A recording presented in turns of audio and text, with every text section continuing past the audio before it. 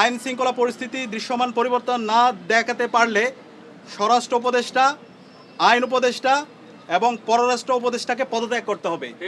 আমরা 3 দফা দাবি নিয়ে আজকে স্বরাষ্ট্র মন্ত্রণালয় ঘেরাও করেছি। ইতিমধ্যে আমাদের একটি মিটিং হয়েছে।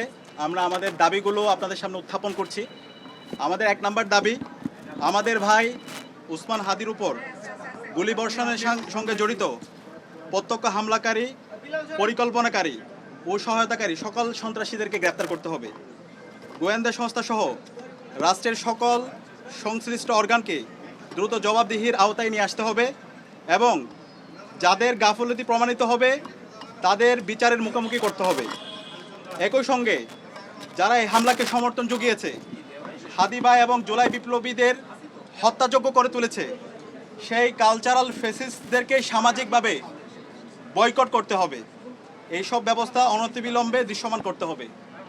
2 নম্বর দাবি, আগামী 48 ঘন্টার মধ্যে নিষিদ্ধ লীগের বিরুদ্ধে এলাকাভিত্তিক চিরুনি অভিযান শুরু করতে হবে। নিষিদ্ধ ঘোষিত সংগঠনের বিভিন্ন স্তরের সকল সন্ত্রাসীদেরকে গ্রেপ্তার করতে হবে এবং সব ধরনের অবৈধ অস্ত্র উদ্ধার করতে হবে। এই বিষয়ে সরকারের অবহেলা আমরা সহ্য করব না। 3 নম্বর দাবি, ভারতীয় আধিপত্যবাদের বিরুদ্ধে প্রথম ও অপরিহার্য পদক্ষেপ হিসেবে খুনি হাসিনাকে দেশে ফিরিয়ে এনে তার বিরুদ্ধে মানবতা বিরোধী অপরাধে প্রদত্ত রায় কার্যকর করতে হবে। গণহত্যাকারী সন্ত্রাসীদের আশ্রয় দেওয়ার প্রতিবাদে ভারতের সঙ্গে কূটনৈতিক সম্পর্ক পুনর্বিবেচনা করতে হবে। অভিযুক্তদের ফেরত না দেওয়ার পূর্ব পর্যন্ত কূটনৈতিক সম্পর্ক স্বাভাবিক করা যাবে না।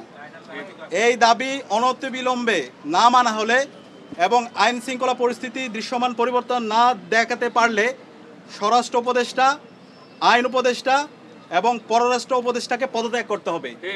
এই 3 দফা দাবি আমরা জানিয়েছি এবং একই সাথে আমরা গতকাল থেকে বাংলাদেশের সকল ছাত্র সংগঠন, সিভিল সোসাইটি, সাংবাদিক এবং জুলাইয়ে যে সমস্ত সংগঠনগুলো তৈরি হয়েছে, জুলাইয়ের যারা আমাদের সহযোদ্ধা ছিল, আমরা সবার সাথে গতকাল থেকে যোগাযোগ করছি, মিটিং করছি। ছাত্রদল, ছাত্র শিবির, ইন্ডিপেন্ডেন্ট অ্যাক্টিভিস্ট এবং বামপন্থী সংগঠন, ইসলামিক সংগঠন এবং সব ধরনের নাগরিক, ছাত্র এবং নাগরিকদের সাথে আমরা যোগাযোগ করেছি।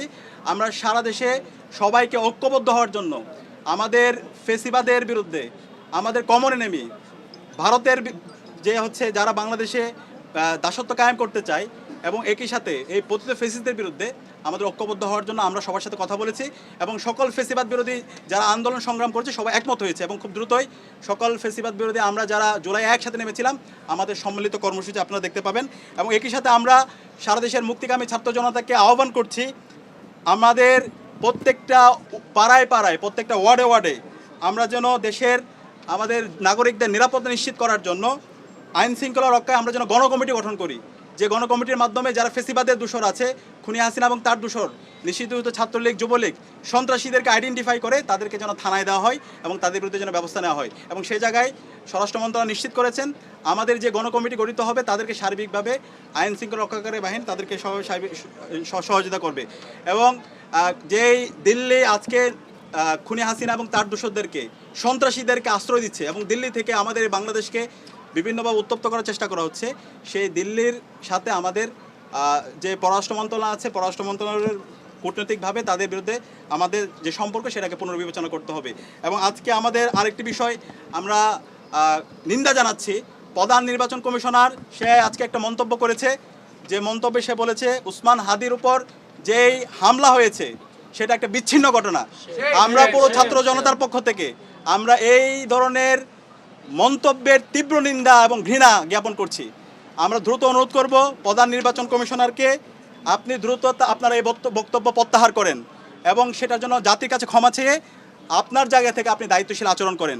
তফসিল ঘোষণার পর থেকে আমরা চাই এই দেশের সকল নাগরিকরা একটা সুস্থ পরিবেশে নির্বাচন এবং ভোট দেওয়ার জন্য, সুতরাং ফ্রি ফেয়ার ক্রেডিবল ইলেকশন করার জন্য নির্বাচন কমিশনার থেকে শুরু করে আইন শৃঙ্খলা রক্ষাকারী বাহিনী সবার দায়িত্বশীল আচরণ করা দরকার। একই সাথে রাজনৈতিক দলগুলো দায়িত্বশীল আচরণ করবে। এবং সর্বশেষ আমরা দেখতে পাচ্ছি সারা দেশের যে আদালতগুলো আছে, আইনজীবীরা আছে, বড় অঙ্কের টাকার বিনিময়ে এই পতিত ফেসিস্টদের মামলাগুলো প্রত্যাহার করার জন্য, তাদের জামিনের জন্য তারা কাজ করছে। আমরা ছাত্র সমাজের পক্ষ থেকে হুঁশিয়ার করছি, এই যারা গণহত্যাকারী এবং শিশু হত্যাকারী এবং যারা আমাদের ভাই বোনদেরকে মেরে রক্তাক্ত করেছে, এই সন্ত্রাসীদের পক্ষে যারা অবস্থান নেবে তাদেরকে আমরা সামাজিকভাবে বয়কট করব এবং তাদের তালিকা আমরা সামাজিকভাবে সবাইকে জানিয়ে দেব। এই জায়গায় এই অপরাধীদের বিচারের প্রশ্নে, খুনি হাসিনার বিচারের প্রশ্নে, নিষিদ্ধ ঘোষিত ছাত্রলীগ, যুবলীগ, আওয়ামী লীগের বিচারের প্রশ্নে এবং এই দিল্লির দাসত্বের বিরুদ্ধে আমাদের একটা জাতীয় ঐক্যমত দরকার। আমরা আশা রাখছি বাংলাদেশপন্থী যারা আছে, দীর্ঘ ফেসিবাদ বিরুদ্ধে যারা আন্দোলন করেছে, আমরা সবাই ঐক্যবদ্ধভাবে আমাদের এই ফেসিবাদের পতিত ফেসিসদের বিরুদ্ধে এবং খুনি হাসিনার বিচারের প্রশ্নে আমরা ঐক্যবদ্ধভাবে আমরা আমাদের আন্দোলন সংগ্রাম জারি রাখবো। এবং যে 3 দফা দিয়েছি, এই 3 দফা যদি দ্রুত সময়ের মধ্যে আমরা যদি এটা কার্যকর ব্যবস্থা দেখতে না পারি, তাহলে আমরা সারা দেশের মুক্তিকামী ছাত্র জনতাকে সাথে নিয়ে আমরা জুলাইয়ে যেভাবে রাজপথে নেমেছিলাম তার চাইতে আরও শক্তিশালীভাবে আমরা রাজপথে নেমে আমরা গণ আন্দোলন গড়ে তুলব। এবং আমাদের পুরো জুলাই যে আজকে বিপ্লব, সেটাকে আজকে বিভিন্নভাবে ব্যাহত করার চেষ্টা করছে, এটাকে একটা পূর্ণাঙ্গ বিপ্লব দেওয়ার জন্য আমরা আমাদের লড়াই সংগ্রাম জারি রাখবো ইনশাআল্লাহ।